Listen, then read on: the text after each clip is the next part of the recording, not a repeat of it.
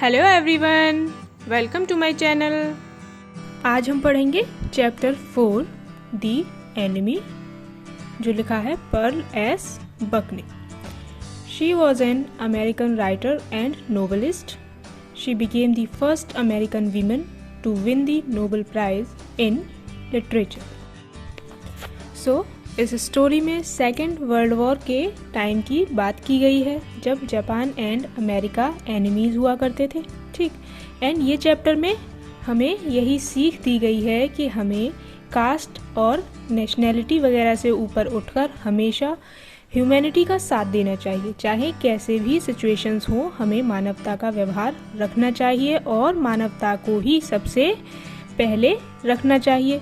और कैसे प्रेम और करुणा हमें एक बेहतर इंसान बना सकते हैं, यही इस चैप्टर में बताया है।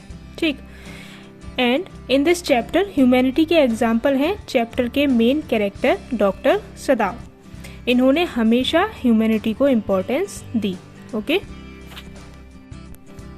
फर्स्टली देखते हैं main characters of the chapter. तो 4 मेन कैरेक्टर्स हैं इस चैप्टर के।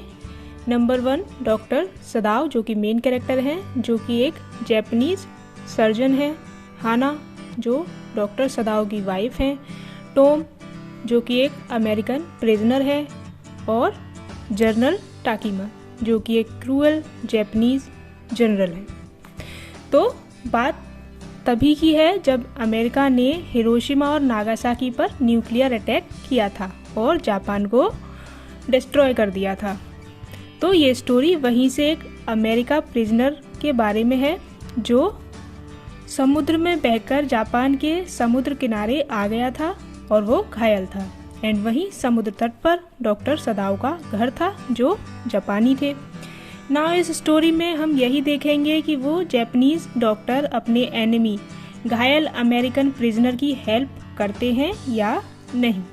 सो लेट्स सी कि क्या हुआ। चैप्टर स्टार्ट होता है। डॉक्टर सदाओ का घर जापान के एक सी कोस्ट पर था।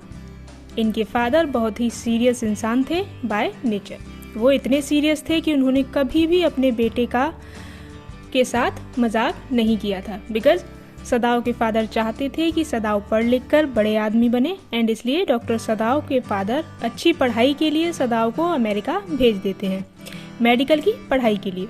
और 8 साल बाद सदाओ डॉक्टर सदाओ बनकर एक सर्जन बनकर अमेरिका से जापान लौटते हैं। ठीक, सो जब डॉक्टर सदाओ अमेरिका में थे तो वहाँ वो हाना से मिले, और उन्होंने तब तक हाना से शादी नहीं की जब तक उन्हें ये श्योरिटी नहीं हो गई कि हाना एक जापानीज ही है।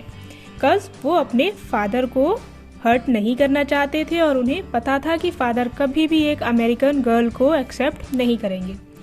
फिर कंफर्म होने के बाद उनकी जापान में शादी हुई और 2 बच्चे भी होते हैं। देन वन डे सदाओ और उनकी वाइफ हाना घर के बाहर समुद्र किनारे घूम रहे थे, तो उन्होंने दूर एक आदमी को घुटनों के बल चलते देखा। वो दोनों उसके पास जाते हैं और उसे पलट कर देखते हैं और कहते हैं, ये तो एक वाइट मैन है, यानी ये अमेरिका का है, हमारा एनिमी है। और उसकी बाकी चीज़ों से, जैसे कैप वगैरह से पता चलता है कि ये अमेरिका का एक प्रिजनर है जिसे गोली लगी है। और क्या करें, अमेरिकी सेना को वापस कर दें या क्या करें, ये सोचने लगे वो। बट एक अच्छे नागरिक और एक सर्जन होने के नाते वो अपने दिल की सुनते हैं और उस एनिमी अमेरिकन प्रिजनर को अपने घर ले जाते हैं। अब जब वो अपने घर लेकर पहुंचते हैं तो उनके घर के सर्वेंट्स नाराज हो जाते हैं और कहते हैं कि सदाओ को इस प्रिजनर को घर नहीं लाना चाहिए था और इसे अमेरिकन आर्मी को वापस कर देना चाहिए। डॉक्टर सदाओ अपनी एक मेड से उस प्रिजनर, जिसका नाम था टॉम, उसके घाव को धोकर साफ करने के लिए बोलते हैं, बट वो मेड मना कर देती है और दूसरे काम करने लगती है। देन हाना गुनगुने पानी से उसका घाव धोती है और सर्जरी ऑपरेशन में भी हेल्प करती है। ऑपरेशन में डॉक्टर सदाओ गोली निकाल देते हैं और कहते हैं थोड़ी देर में ये ठीक हो जाएगा। फिर थोड़े टाइम बाद उस प्रिजनर को होश आ जाता है और वो खुद को बिल्कुल नई जगह देखकर घबरा जाता है। बट हाना उसे बोलती है कि डरो मत, तुम सेफ हो और तुम्हारी गोली भी निकाल दी गई है। फिर डॉक्टर सदाव को देखकर वो प्रिजनर पूछता है कि आप मेरे साथ क्या करने वाले हो। सदाव बिना रिप्लाई किए वहाँ से चले जाते हैं। नाउ ये सब देखकर घर के सारे सर्वेंट्स बिल्कुल भी खुश नहीं थे। डॉक्टर सदाव टॉम का ख्याल रख रहे थे और उसे रेगुलर एक्सरसाइज भी करा रहे थे और टॉम से कह रहे थे कि अब तुम्हारे स्टिचेस काट दिए गए हैं, तुम 14 से 15 दिन में फिर से ठीक हो जाओगे। ये सब देखकर सारे नौकर 7वें दिन काम छोड़ देते हैं और हाना उन्हें उनकी सैलरी दे देती है। उसके बाद अब एंट्री होती है क्रूएल जनरल की, जिनका नाम था टाकीमा। वो थोड़े टाइम से बीमार चल रहे थे, बट उन्हें ये पता चल गया था, वो अपनी बीमारी की वजह से ही सर्जन के पास आए थे, बट उन्हें ये पता चल गया कि डॉक्टर सदाव ने एक प्रिजनर को, जो कि अमेरिका का है, अपने घर रखा हुआ है, जिससे वो गुस्सा थे। बट फिर वो सोचते हैं कि अगर मैंने डॉक्टर सदाव को पकड़वा दिया और उसे फांसी हो गई तो, because next day he general की सर्जरी होनी थी और जनरल को पता था कि डॉक्टर सदाव एक अच्छे सर्जन हैं, तो वो जनरल डॉक्टर सदाव को कहता है कि एक काम करते हैं, इस अमेरिकन प्रिजनर को चुपचाप मरवा देते हैं किसी और के हाथों। डॉक्टर सर्जन भी हाँ कह देते हैं, बट डॉक्टर सदाव क्या करते हैं, उस प्रिजनर को चुपचाप उसी रात एक बोट का इंतजाम करके वहाँ से वापस अमेरिका भेज देते हैं। अमेरिकन प्रिजनर डॉक्टर सदाव से हैंडशेक करता है और बोट में बैठकर अंधेरे में कहीं गुम हो जाता है।